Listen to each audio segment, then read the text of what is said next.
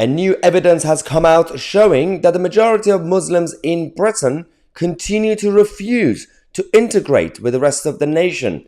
And we're going to talk about what it means for the future of Britannia.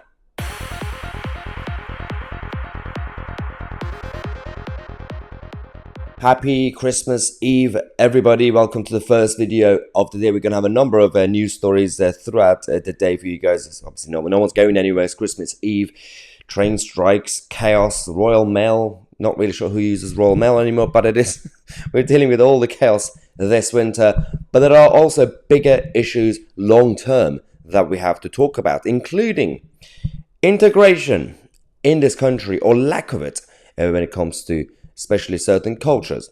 Now, we have a new data and evidence from 5 pillars showing that it's a question, should Muslims sing their national anthem? Well, it's not looking good, is it? 68.8% said no, only 31% said yes. And this is quite different to some people, the normal Brits walking around the streets. Some would say, well, because I'm not really into monarchy, I don't like to sing the national anthem. Maybe because I want to have a different national anthem, Jerusalem or rule Britannia. This is different because when it comes to people who are mostly born in a foreign country, coming to this country, being welcomed in a generous way, yet they still refuse. If they say they refuse to sing the anthem, it's a symbolic thing, and it's actually much more dangerous for the future. It's a sign of lack of integration. That is the reality. Now, when you look at all the other data that we now have, there are now 3.9 million Muslims in England and Wales. Now, this whole argument should never go towards an extreme xenophobia or anything like that. This is actually about a concern that the number represents, and the big number goes hand in hand with like a lack of integration. That's the problem that a lot of people have. If people integrated, if certain cultures with other cultures could actually adapt, then everything will be fine. But it's not really the case, is it? It's not the same as when you had the Italian Catholics and the Irish Catholics going to America. Eventually they adopted, and eventually they integrated, and they all live among each other in a normal fashion. But it's different in this country. Now, a couple of issues with this is that the census data on religion also clearly shows that England and Wales is becoming less Christian.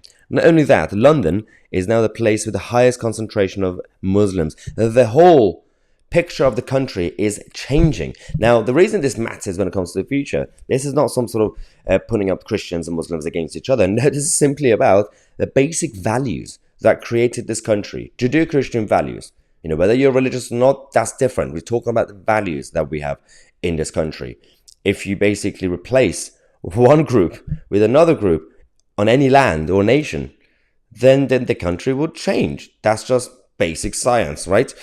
Also, there is a problem in this country because our people don't have families or children anymore.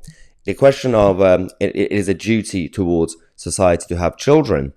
When you look at the map of Europe, towards east, and it gets to the Middle East area, the darker the color is, the blue, then the percentage is higher when it comes to people actually believing that yes, in society you must have families and children.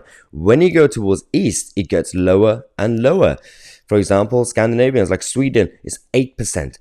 In the United Kingdom, it's 10%. That is absolutely embarrassing. I believe the Netherlands it's about 3%.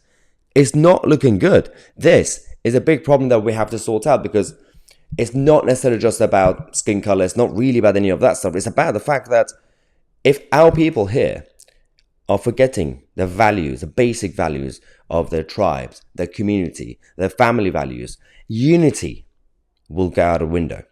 If there is a danger, if there's an enemy coming here, if we are not united, then our kids in the future won't care, won't be passionate enough about the country, about their tribe, so they're not going to go and defend their country. This is the problem that we have, and we need to talk about this. And again, this is a very politically incorrect conversation, and even on YouTube, hopefully this won't get censored, but you can't have these sort of conversations on mainstream media, because you'll be cancelled. You literally will be deplatformed. But we have to talk about it, and we have to talk about it now before it gets too late. And some would say it's already too late, Maya. Yes, But if you don't do anything now, then it will be the end of everything that we have as we know it. Don't want to start Christmas Eve with too much doom and gloom. So we're going to come back in half an hour and give you more updates on other stories. Thank you so much for the support. Subscribe to the channel. I'm Tousi, and we are the media.